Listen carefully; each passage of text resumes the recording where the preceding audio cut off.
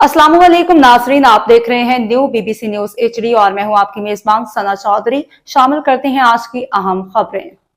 खबर शामिल करते हैं सहीवाल से। हमारे न्यू बीबीसी न्यूज़ के ब्यूरो चीफ ऑफ सहीवाल मियां अली रज़ा की रिपोर्ट के मुताबिक सहीवाल में वज़ीर आला पंजाब के रोशन विजन और directorate general population welfare Punjab की हिदायत की रोशनी में पंजाब फैमिली प्लानिंग प्रोग्राम के तहत हॉकी स्टेडियम में एक रोज़ा एजुकेशनल फैमिली मेले का इनेकाद किया गया, जिसमें शहरियों की कसीर तादाद ने शिरकत की।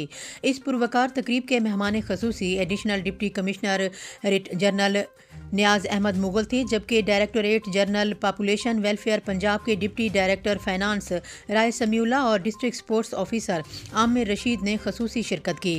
मेले से खिताब करते हुए एडिशनल कमिश्नर नियाज अहमद मुगल का कहना था कि वज़ीर आला पंजाब मरीम नवाज शरीफ सूबे की तरक्की के लिए पॉपुलेशन मैनेजमेंट समेत बेमिसाल इकदाम उठा रही है, जिनके समरात जल्द निचली सतह पर पहुँचेंगे।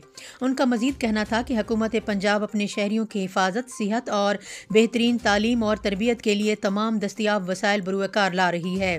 इस सिलसिले में एजुकेशनल फैमिली मेले का इनेकाद खुश